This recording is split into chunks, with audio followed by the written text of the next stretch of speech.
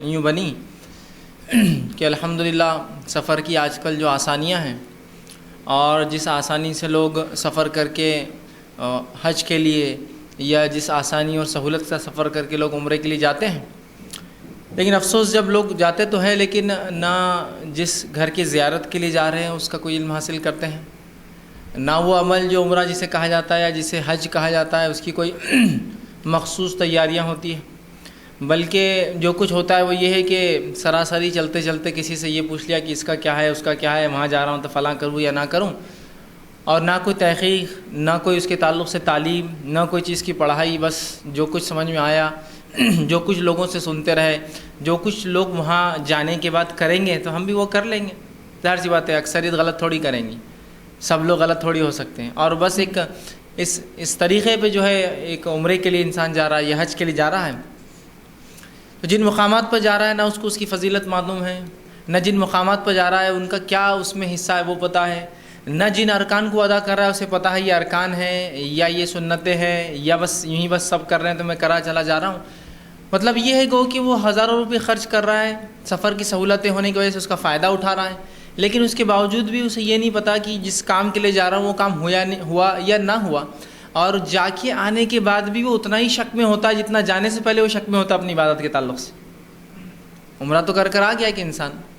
جو بھی اس کو قیمت لگی 30 40 50 ہزار، یہ حج تو کر کے آ گیا جو بھی قیمت لگی 1,00,000 1.5 لاکھ 2 لاکھ 2.5 لاکھ 3 لاکھ، لیکن اس کو پتہ نہیں جو اس نے کام کر کے آیا وہ برابر یا درست ہوا یا نہ ہوا، اور آنے کے بعد بھی مکمل طور سے اتنا ہی شک میں رہتا جتنا جانے سے پہلے وہ شک میں رہتا کہ میرا یہ کام ہوگا یا نہیں ہوگا۔ تو گویا ایک عبادت کو مکمل طور سے ہم نے شک میں ڈال دیا۔ اور جہاں تک مدینے کا معاملہ ہے، مسجد نبوی کا معاملہ ہے،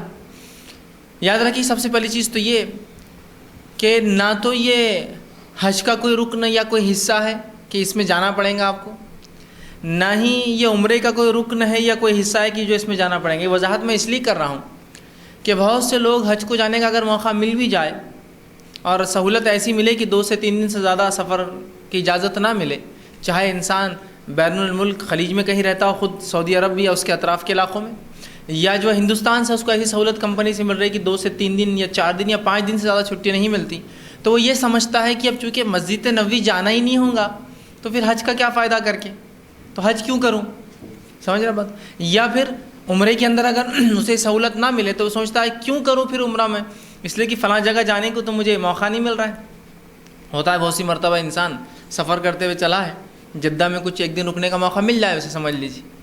تو اب وہ سوچتا ہے کہ میں عمرہ بھی کیوں کروں، اس کو لگتا ہے کہ عمرہ میں مسجد نبوی جانا ضروری، حج میں مسجد نبوی جانا ضروری،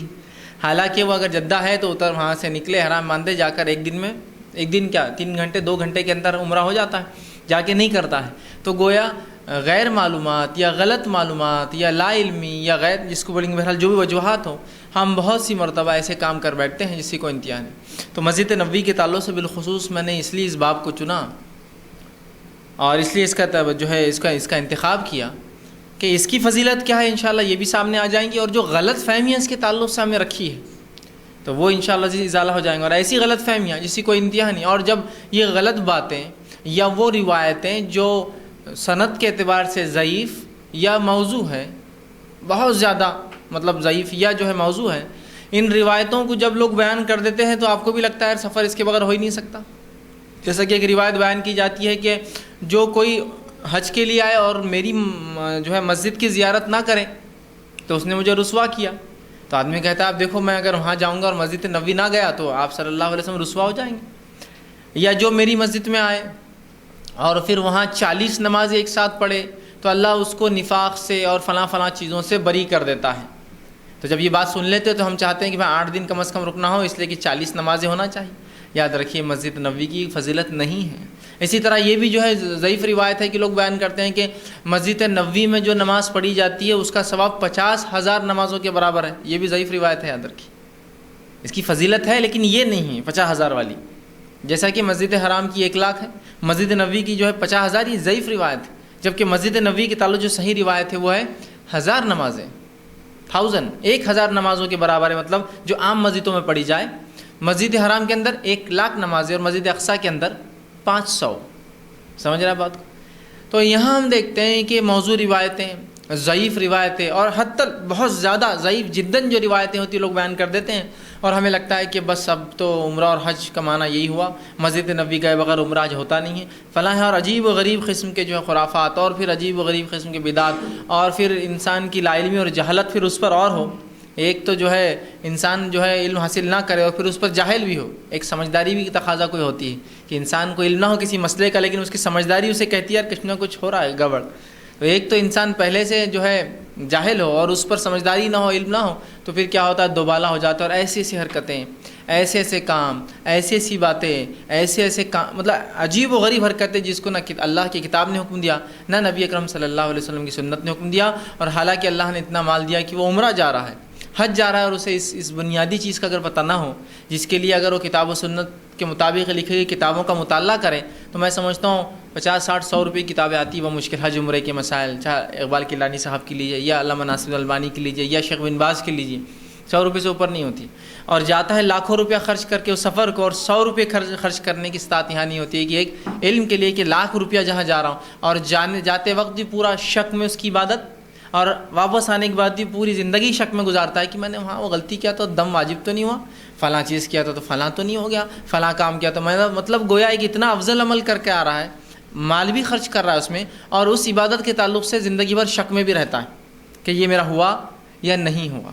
تو کیوں نہ ایسا ہم کر لیں کہ جب ہم ایک سفر پر نکلے، اتنا پیسہ خرچ کر رہے ہیں، حج کے لیے جا رہے ہیں، عمرے کے لیے جا رہے ہیں، تو کچھ کتاب و سنت سے ماخوذ جو کتابیں ہوتی ہے یا صحیح اس کا کیا علم ہے اس کا مطالعہ کر لیں، اس کے مطالعہ کرنے کے بعد اس سفر کو ہم طے کریں، نہ کہ یہ کہ آپ نے طے کر لیا کہ میں حج کو جانا ہے اور 2 دن پہلے آپ ڈھونڈ رہے کہ اب کیا کروں، کوئی کہہ دیتا ہے جاؤ جو جیسا کر رہے سب کرتے رہو، سب غلط نہیں ہو سکتے، اور بس میں چلا گیا سب جیسا کر رہے کر کے آ گیا، پھر اگلی بار بولتا ہوں نہیں اب کی جا کے صحیح کر کے آؤں گا، اس لیے کہ پچھلی بار بہت غلطیاں ہو گئی، یہ نہیں ہوتا، یاد رکھیے۔ تو کیوں نہ پہلے ہی ان تمام چیزوں کی عمرہ ہے، حج ہے، اتنے افضل عبادتیں تیاری کریں۔ تو اسی زمانے میں نے یہ مناسب سمجھا کہ میں مسجد نبوی اور مدینہ کے تعلق سے کچھ باتیں آپ کے سامنے رکھوں، لیکن اس سے پہلے کہ میں ابتدا کروں اس کی